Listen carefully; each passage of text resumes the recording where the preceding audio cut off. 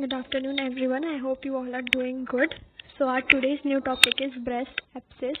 As we know, breast abscess means the collection of pus or purulent in the breast. So, without any further delay, we would proceed to our new topic.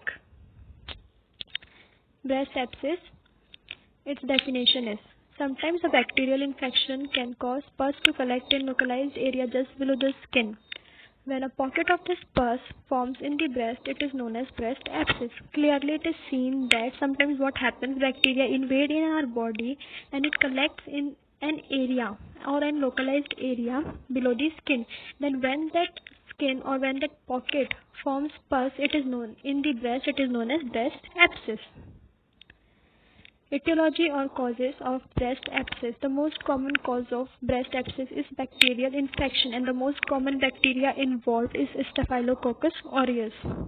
Second is tear in the nipple or crack in the nipple, mastitis. These are the different etiologies or causes of the breast abscess. Other causes or other predisposing factors can be tobacco use, smoking, diabetes, overweight, crack of the nipples, etc.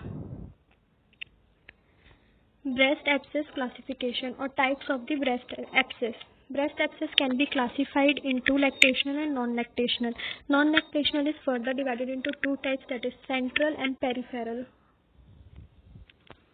Now we will be dealing with lactational infection. Lactational means the infection that occurs during breastfeeding. As the name suggests, lactating, that means breastfeeding.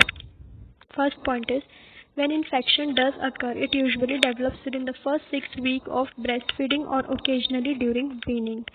As this point says that in lactating infection, the breast abscess occurs during the first 6 weeks of breastfeeding. Second is, presenting features are pain, swelling, tenderness, and a cracked nipple or skin abrasion. The features that this type of infection shows are pain, swelling, tenderness, cracked nipple, or skin abrasion. Staphylococcus aureus is the most common organism, but occasionally Staph epidermidis and Streptococci are also implicated.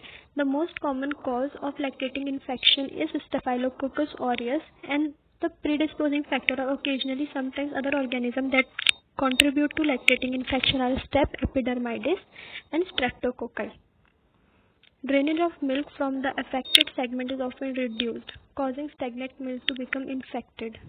In this type of infection, the drainage of milk, as it occurs in breastfeeding women, so drainage of milk is reduced and stagnant milk becomes infected, and the milk which is produced is infected because of the abscess or because of the bacteria.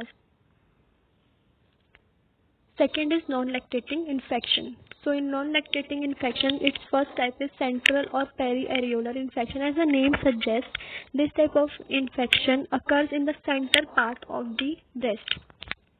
First point is, this is most commonly seen in young women, mean age 32 years. The underlying cause is periductal mastitis. Mastitis is also the cause of central or periareolar infections. Current evidence suggests that smoking is important in the etiology of non-lactational infection.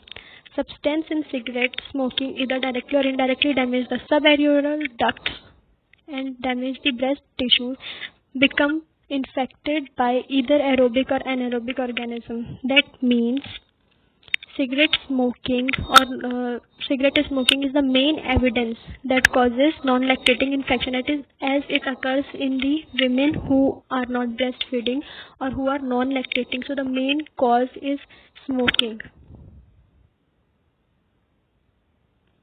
Next is peripheral non-lactating abscess. These are less common than periareolar abscess and are sometimes associated with an underlying condition such as diabetes, rheumatoid arthritis,